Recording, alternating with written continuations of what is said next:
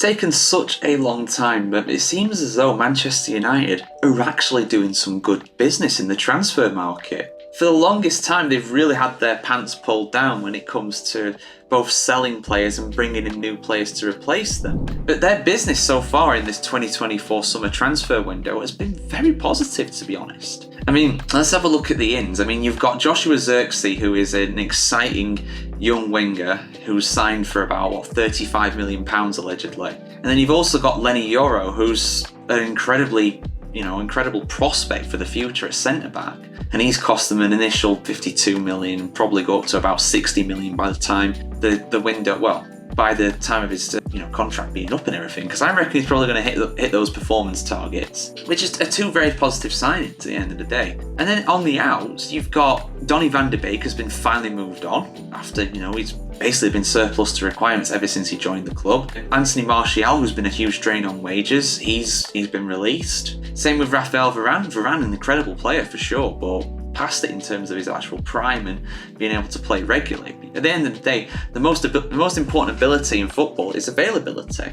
And he and Anthony Martial have just not been available. So it's good to see them be moved on. And you've also got Mason Greenwood, who's been sold for like £26 million to Marseille. That's an incredible deal for the amount of luggage. He hasn't got baggage. He's got luggage that he comes with. For the amount of luggage that he arrives with, and the controversy that would ensue and the outrage from so many communities, and rightfully so. I'm not criticising that at all. I think they got absolutely a right to protest that kind of move, but to get rid of him, to move him on for that, I think is incredible business. And it can't be overstated, the impact that INEOS and Sir Jim Ratcliffe have actually had with this, because although they're a minority stakeholder, I think they've got 25% control of the club overall. They've took over all footballing operations. So now you've got, because one of the biggest problems for me with the Glazers was, it's not the fact that they didn't invest, because they did invest. They invested more money. They had a larger net spend than any other club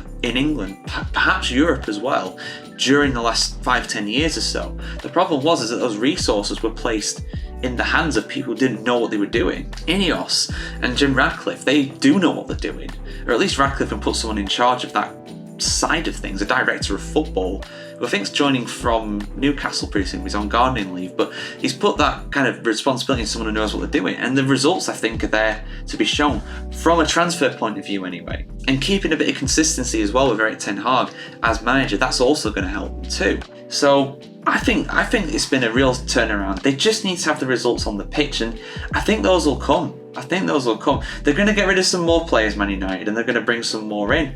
But I'm very optimistic, to be honest. I think a couple more signings and move on a few more to bring some funds in, and you're talking about a realistic chance of getting top 4 again. Or maybe top 5 will be enough for the Champions League this year. All depends on them coefficients. But, they have every chance as well of being able to qualify for the Champions League by winning the Europa League, which they're in this season too. They've won a trophy every season they've had Ten Hag so far, 2 out of 2. So you'd be hard pressed to bet against them getting something else. I can genuinely see them doing that. But there we go, guys. That's my take on it. What's your opinion? Do you think I'm being a bit too far with that? Do you think I'm being a bit too optimistic? Let us know in the comments below. And of course, for much more opinions and content on the world of football, keep it tuned right here to thefootballchronicle.com.